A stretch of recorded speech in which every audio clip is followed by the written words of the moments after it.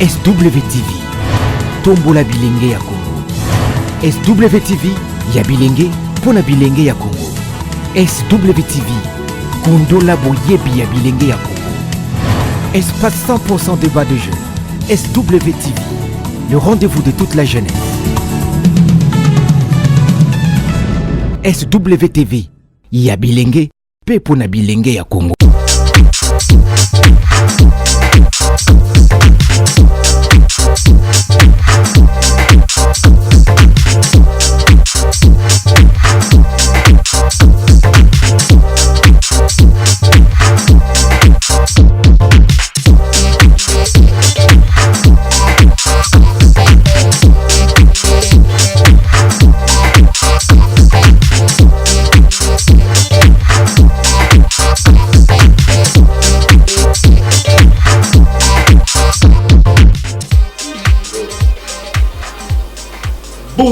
C'est l'artiste qui nache, le Cisaranto, Papa Fogé, Balbi toujours, na Simanangai, Congo et Bilenge, SW Télévision de Makambo. Donc, vous l'avez vu na YouTube, vous tapez Congo et Bilenge, vous s'abonnez, puis vous clochez, cloche à notification de vos intégralité tout. Donc, ils ont promouvoir la jeunesse congolaise. Et en monde, Congo et Bilenge, c'était qui nache là.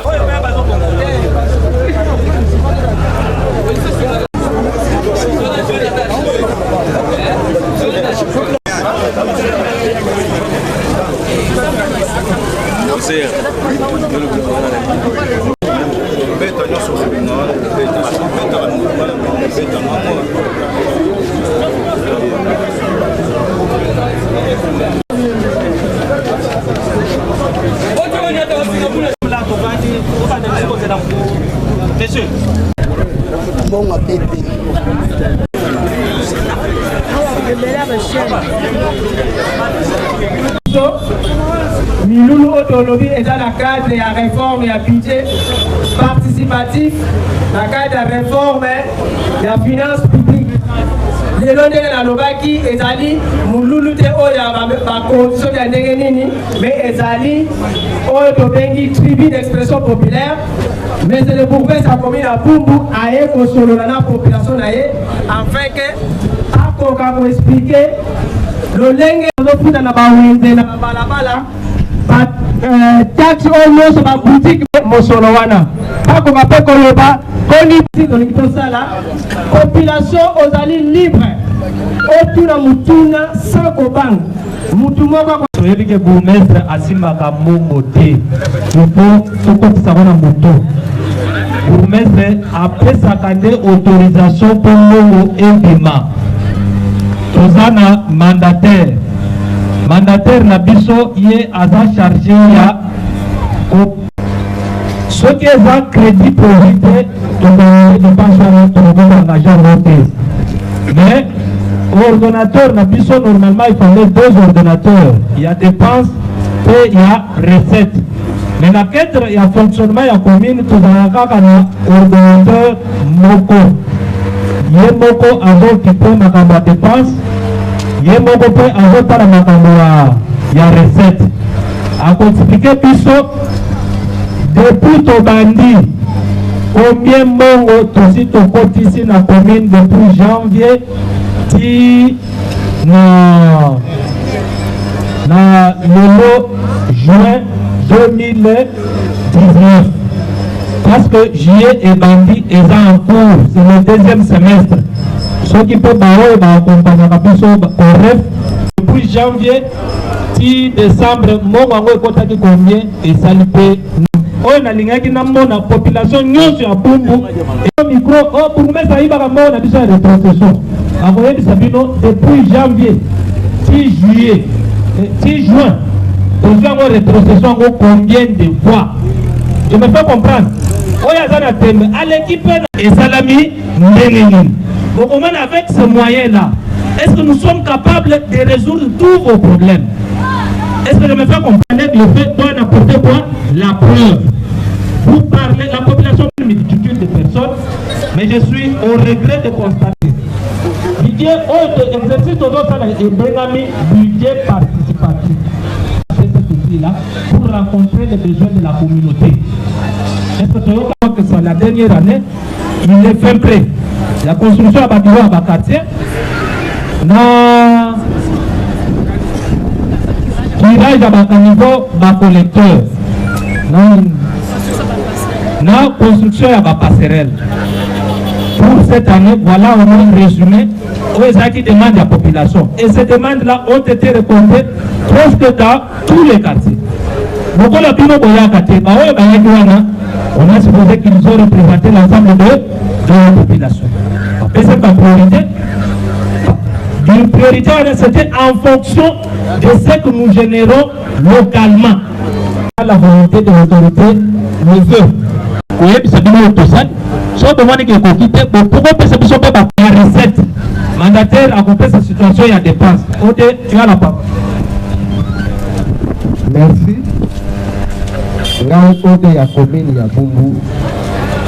Azali responsable. Et puis, quand on dit le budget, ce n'est pas le budget Nyonsoyo. Au dé communal, il y a commune, il y a Bumbu. Responsable, il y a recette, il y a commune à Bumbu. Gandhi, nous avons fait l'encadré recette pour recette et bungate et dans la canaliser la comptabilité de la commune à Bumbu. Donc, il faut expliquer bien le mouvement et la recette surtout n'engue tout réaliser dans le moula. Avant cela, nous avons la moitié. On va quand ça que budget d'aller bon, moko d'aller quelque part et que ba banda conseil ya. Kolobaya mi tout soit vers de la outil kolobaki. Ezali kolobaya mi tout ya. Mituya wana tokorealize yango na ndenge ni komoko pona okongola. ODT, comptable te, bourgmestre te, mandataire te mutu ayaka kozwa mbongo wana. Eza na ba service générateur de recettes. Ba service wana so bazwi mbongo. Baye moyena ba bordereau de versement, ba verser mbongo na comptabilité. Nga en tant qu'ordonnateur, il faut na ordonnancer la recette wana. La calculer la statistique et tout ça qui prévision liboso tout ça qui aime palobi ndenge tout ça loi et pesi et bâtisse ba biloko mususu balobi en dehors na ba taxe mususu bo futa liboso ba taxe mususu ba il faut population peut à participer na futa impôt ba bengi impôt personnel minimum pour ça les marquer recette pays à commune et mat. Ne bomo la ke impôt wana bien que ça allait activer budget na biso to komi par rapport à l'année passée mbalo to komi na 2 milliards 197 millions 75 311,52. Wana ezali budget ya mbula o. Soto kaboli situation linéaire, c'est-à-dire nazo budget mobimba na divisé par des prévisions situation linéaire était ici 1 milliard 98 millions 537,655 francs congolais. Soit son atali réalisation au sali commence par ticket yaoui ticket était mis à la carte na ba service va réaliser 58 millions. Oui, on a les 13 millions, 78 millions. Moyen gouvernement communal a résoudre les problèmes. Il faut dire, la tableau où il y a tableau. Il y a réalisation à budget. Le service a réalisé 600 services au Bassadi et le côté. La côté de la mino hygiène 0%. Habitat 0%, tourisme 0%, et pourtant, commune Yabumbu est dans la hôtel Ebele. La commune Yabumbu, mais recette wana commune Yabumbu est en comptabilité. Situation Yabumbu, on a 0%. Donc, nous disons surtout, pour gagner temps, à copie qu'on est dans la commune, à comment la situation d'une manière détaillée, service par service. Nangina faire la parenthèse, mon gars. budget ekendaka toujours na équilibre. Donc twakosa piloter entre recette la dépense. Parce que oyo bapesa biso autonomie de gestion 70 millions.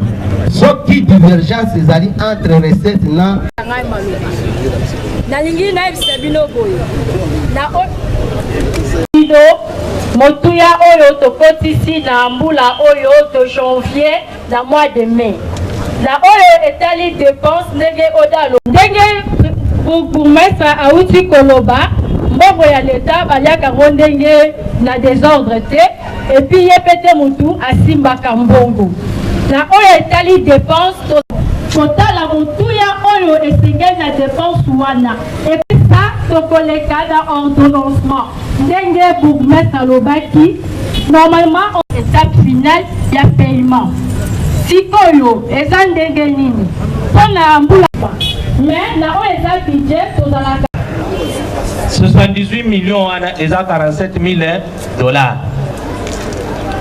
Les 47 000 dollars, 10 000 dollars n'est affecté à bas investissement.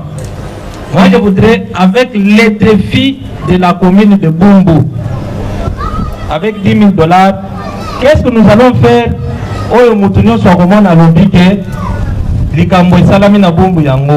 Voilà comment nous avons reparti de l'argent et comment nous fonctionnons. D'abord, chaque semaine, nous faisons un effort pour mobiliser un X montant. Et généralement, nous arrivons à 1 million de francs congolais. Dans le 1 million là que nous mobilisons, nous avons presque la moitié que nous affectons la construction. Il y a bureau, il y a pavillon à Mouné de Tozoto, on assure. C'est que le bac numéro combien? 152. Oh, Bazana Tembe, je leur demande de passer là. D'ailleurs, le bureau de certains quartiers y habitent déjà dans l'état de construction. Nous avons commencé ça, je crois, le 24 mars 2016. Avec le peu,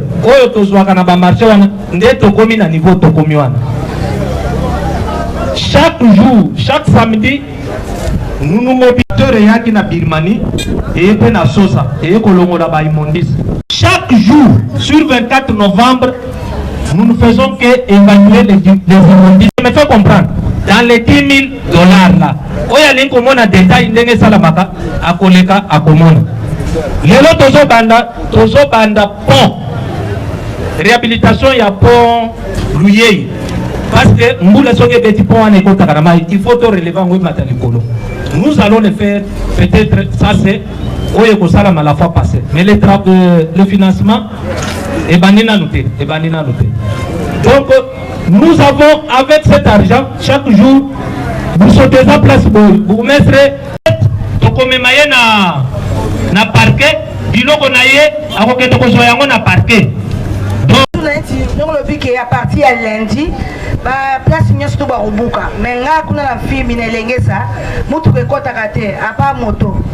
Et c'est pas qu'on soit simba ou bien rubuka ba nyonso batekate. Parce ça na marché kuna te. Service hygiène 0%, habitat 0%, tourisme 0%. Tout le monde la santé ndenge nini. Bato yo bolongola wana mosala. Quand ils peuvent travailler pendant toute une année, c'est là que mon côté n'a commis. Il y a mis balai, ticket, qui est dans de tout cela, et ça a combien de tickets? Pour comment on a monté les boîtes de tickets, on a les boîtes de tickets. Quelle est la politique de répartition de ces tickets à foutre ça gaba, tout là-bas étage, là-bas étage, et tout là-bas, mais ça n'a pas été. Bah étalage wana. Bon bah ticket la gana belé, ça n'a été acheté. Qu'est-ce qui se passe? Il y a mis ça tout, service hygiène. Taxe au y a voirie et ça coûte à ma paraît-il. Mais bah on dit encore que la carte pour sortir souka te. Bon wana ça la comment d'engagner. Il y a mon sous-sous. Bah sous-chat comme l'ombre de dépôt il y a mis tout quoi bah on l'a sakawana. Bah on faut taper dans l'état. Quand on va te la mettre tout cas toi, l'état ça le comment côté. Sécurité. Kulona ikomo kende kuna bazobunda propose kaka la question qui bana babunde na balabala baluki bapara na bango bakangi bango mais eza makaka bana babundi bakangi bango bapara balandi bana bango babimisi bango sécurité ya commune population ezomona pasi alors ya suka énergie pas de poids makala etondi awa poussière bato na butu so olali ntongo tani mazolo elindi osombisaka makala mpona yaki soki na 11 000 babakisi 5 000 7 000 ti ebelebele ya likolo je ne sais pas soki commune azo contrôler biloko wana pour qu'on maintienne ce genre bino bozali bapotre ya commune oye koyebisa citoyen pas. Il a répondu au moins que maman nommé chef de pavillon et qu'il a la confiance de maman qui est l'autorité locale et la population. Le bourgmestre vient à exposer par rapport à la trimestre. Nous avons fait jusqu'à 7 ans ici.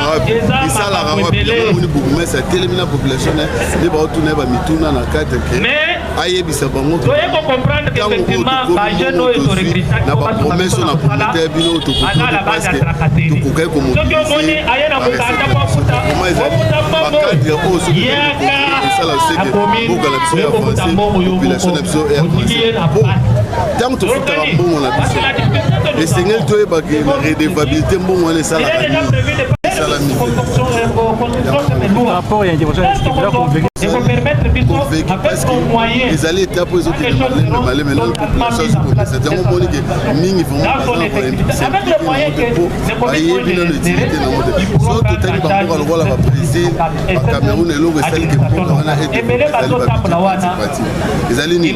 population aïeba ils vivent que des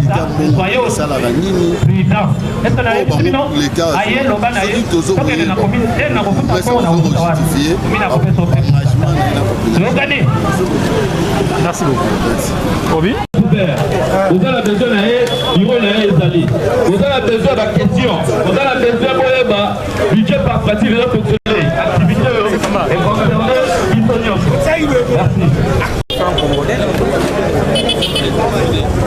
pendant 6 mois avec 10 millions. Dans les 70 millions, nous mettons sur les 10 millions de rétrocessions qu'on nous a donné. Ce qui fait que 78 millions représentent à peu près 47 000 dollars. 47 000 dollars. Dans le 47 000 dollars, 10 000 dollars nous a permis d'équirer des collecteurs par-ci par-là. Ce n'était pas suffisant parce qu'on ne les avait pas de manière bloc en espèces gardées quelque part pour retirer.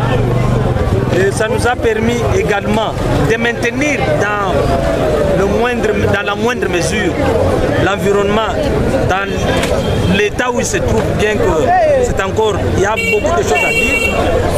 Et nous sommes en train de finaliser le grand pavillon que nous construisons au niveau du quartier.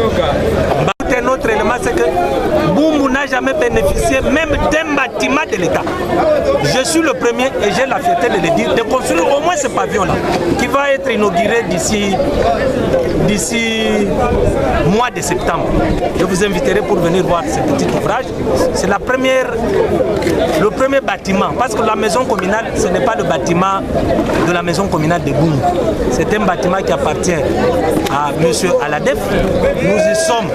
Nous ne sommes pas locataires, mais nous l'occupons par défaut des bureaux. Et c'est un appel que je lance aux autorités pour penser à cette équation-là, parce qu'avec 47 000 dollars pour le premier semestre, je crois que nous ne pouvons pas acheter une parcelle et construire. Peut-être on peut construire si on a un espace. Nous avons suivi M. le bourgmestre sans vous couper, parce qu'on est en train d'y aller très bien. nous avons construit, avec l'appui d'un partenaire, la Régie des eaux dans sa concession, le bureau du quartier Matad, qui avait été demandé par la population. Nous avons tant soit peu maintenu le collecteur dans un état acceptable, malgré que c'est régulièrement qu'il se remplit. Si on ne le faisait pas chaque jour, les collecteurs seraient totalement bouchés. Et nous allons continuer à le faire au fur et à mesure qu'on évolue. Et nous avons appuyé aussi les travaux de finissage du bureau. Je crois que d'ici septembre, ça sera totalement terminé. Parce que les quartiers y vivent déjà. Mais les bureaux ne sont pas encore terminés parce qu'on n'a pas encore mis des vitres sur des fenêtres. Nous n'avons pas encore mis de la peinture et nous n'avons pas encore une eau. Il y a des problèmes récurrents d'insécurité. De mettre totalement fin à l'insécurité. Mais pour le deuxième semestre, avec l'appui du gouverneur, vous-même, tout le monde connaît le montant. Nous pensons que lundi déjà nous nous mettons au travail. C'est pourquoi il faut que ça passe. J'appelle la population de Bumbu à comprendre que nous commençons la guérison et qu'ils doivent souffrir que la piqûre fasse mal. Donc, oyache eloko na balabala, souffre que je le dis en lingal. Oyache eloko na balabala. Oyache kaka na balabala. Ce que les bosso lupango na été azonga na ndako na. Les grandes avenues 24 novembre, ex-24 novembre, Land, Chaba, il faut étika la polele. Ce que côté ka liboso lupango na yo, au fongoli barrière à lupango na yo, oche entre avenue na yo nani, babirmani toko buka onyonso eleki na balabala. À partir de lundi, brigade à salubrité est déjà constituée de plus de 40 personnes. Et on va utiliser ceux qui pourront être disponibles dans un premier temps par rapport à nos moyens pour que la piqûre qui sera dure puisse permettre à ce que la guérison de l'insalubrité soit effective dans notre pays. Monsieur le bourgmestre, à côté de vous, il y a la police nationale. Elle a été pointée du doigt. Dorénavant, ils doivent arrêter avec cette pratique. On a une population que la police a une taxe, une amende transactionnelle, na bureau par rapport à l'infraction, il y a un de Gérard, il y a une taxe communauté. Mais ceux qui police na balabala commis qu'on soit taxe 200 francs, l'obéna a coupé sa yote aux anti-gouverneurs de la ville, aux anti-bopeto, aux anti-présidents de la République parce qu'ils ont violé Mibeko ya Mboka. Bopesa yangote, na lobby la population, bopesa lisusu 200 francs, boboye kosa l'assainissement, ozoboma Mboka na yo. Police musala na ye, ils ont maintenir sécurité. Sécurité, ordre public, ils ont 3 volets. Tranquillité. Naba oya babar, balandi ministre provincial, bar c'est de 18h à 23h. So to kanyo amende des banana 500 francs, 500 dollars, tina $100. Toko kitana sete. Ngai soki pe na ye na kozwa mixeur, na zwina ordinateur. Na tikeli o babafle soki ko beta yango moko etali o moko. Soki bafle pe beta na zwina soki ko beta musique sans mixeur nani na zwi wana nde na kozwa bafle. Donc piqûre ko la makasi mais tozo zelande dans 3 mois, 4 mois tolo balisusu makambo assainissement te mais tolo bela makambo mususu bien que l'assainissement va nous coller à la peau parce que c'est chaque jour que l'homme se lave, c'est chaque jour que l'homme change des habits, c'est chaque jour que l'homme change de sous-vêtements, c'est chaque jour que le milieu doit être aussi bien assaini. Est-ce que tu as population et lobaki changement est dans la mentalité et quand tu appelles na social. Ce qui est dans la mentalité c'est même la sociale et côté la kokota. Voilà oh na ngana lo. Mais elle est quand même en attendant, nous annonçons déjà que nous sommes parmi la commune qui va bénéficier d'un marché moderne. Même pour le moment, donc vous les réduisez au chômage? Avant,